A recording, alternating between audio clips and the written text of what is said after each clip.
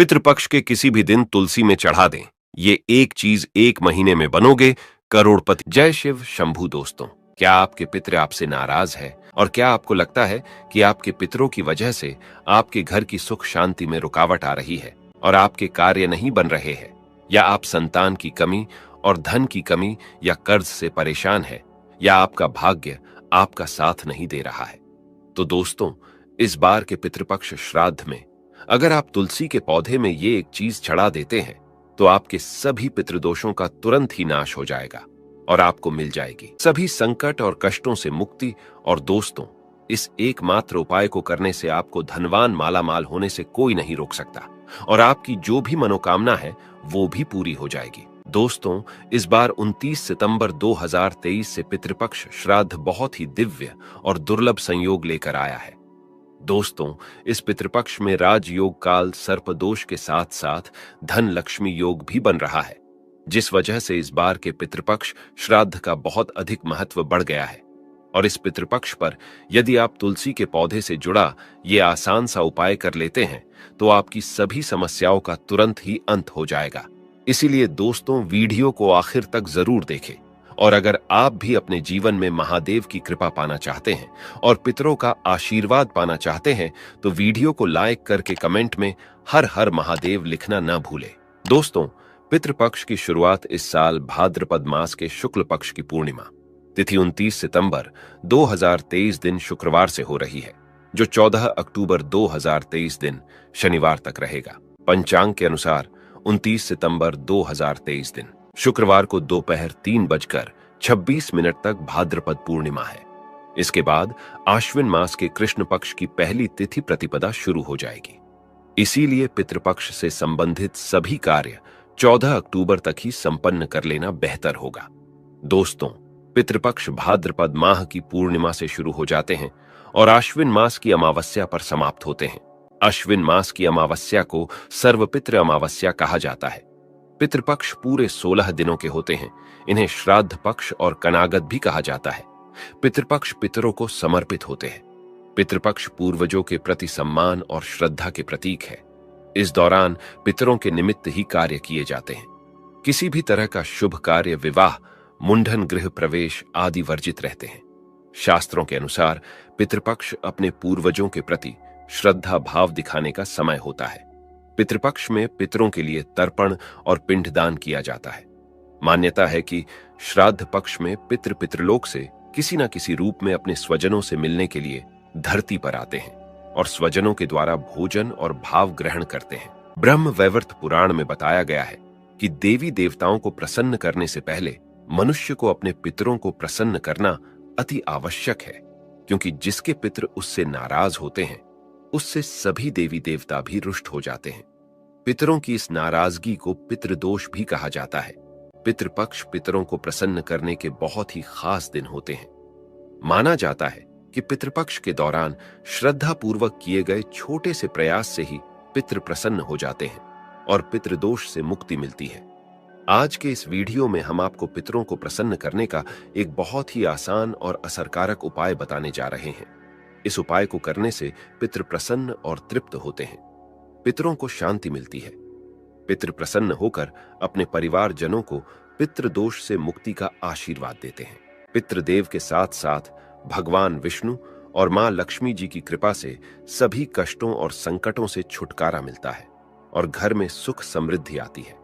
दोस्तों, इस उपाय को सही प्रकार से करने के लिए आप हमारे इस वीडियो को एंड तक अवश्य ही देखें। तो आइए जानते हैं इस उपाय के बारे में। दोस्तों, वैसे तो इस उपाय को आप पितृपक्ष में किसी भी दिन कर सकते हैं, लेकिन इस उपाय को पितृपक्ष में आने वाले गुरुवार और एकादशी के दिन अवश्य ही करना चाहिए, क्योंकि गुरुवार और एकादशी का दिन भगवान श्री हरि विष्णु को समर्पित है और शास्त्रों में बताया गया है कि भगवान विष्णु जी ही पितृदेव है, यानी कि पितरों को प्रसन्न करने के लिए भगवान विष्णु जी को प्रसन्न करना अति आवश्यक है।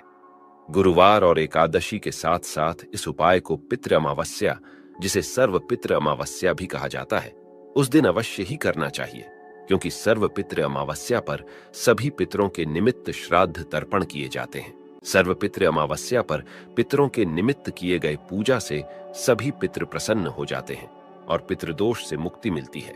तो आइए जानते हैं इस उपाय के बारे में। उपाय करने के लिए स्नान करके स्वच्छ वस्त्र धारण करें।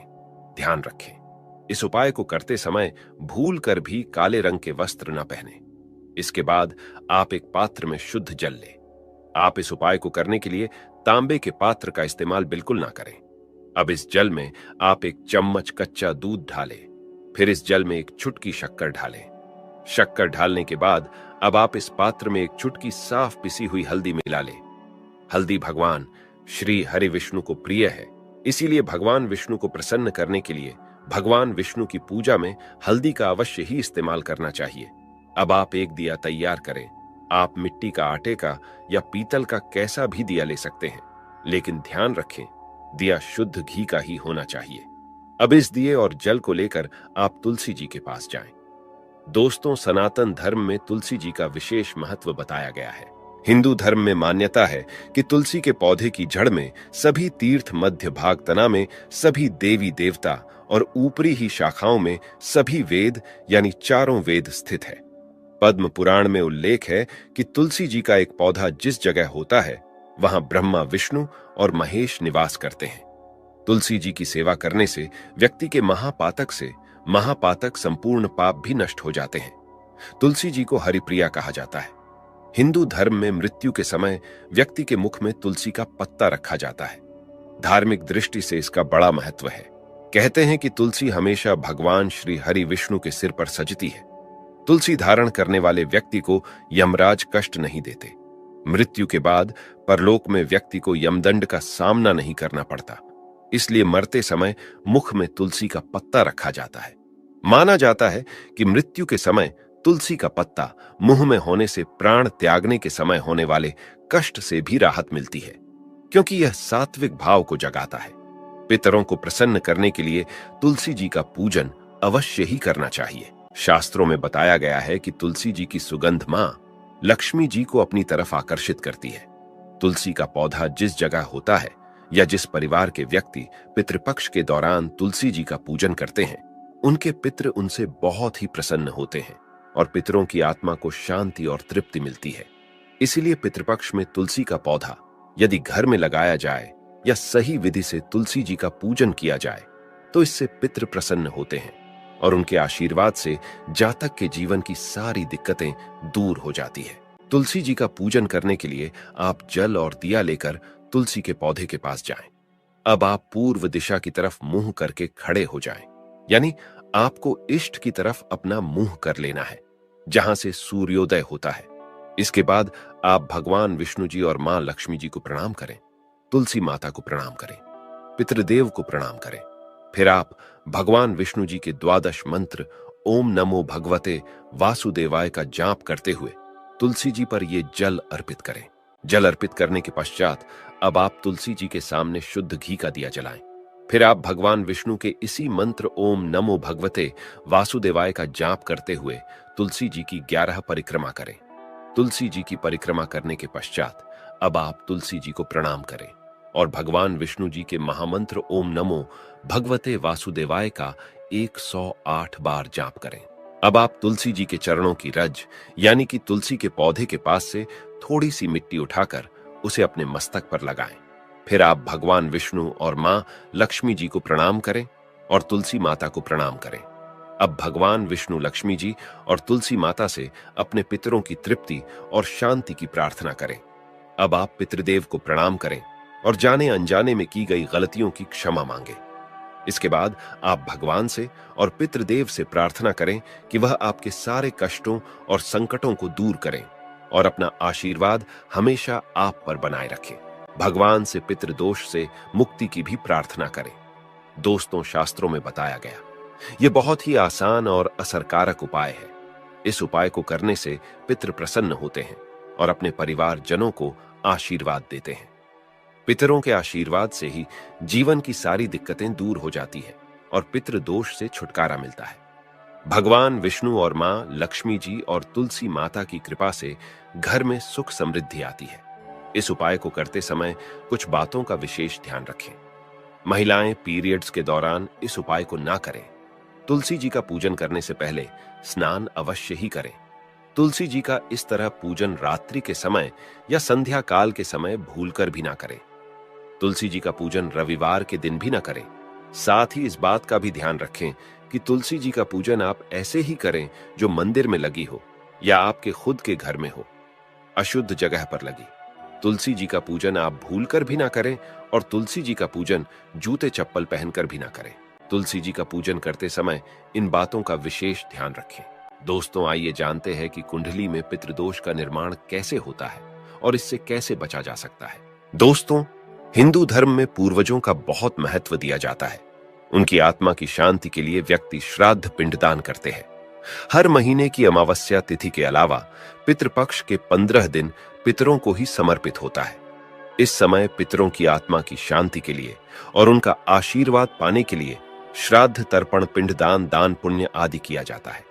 वहीं पितरों के नाराज होने पर कुंडली में पितृदोष का निर्माण हो जाता है। पितृदोष के कारण जीवन में कई तरह की समस्या उत्पन्न हो जाती है। इसके साथ ही मनुष्य कई तरह के कष्टों का सामना करता है। ऐसे में आइए जानते हैं कि कुंडली में पितृदोष का निर्माण कैसे होता है और इससे कैसे बचा जा सकता है।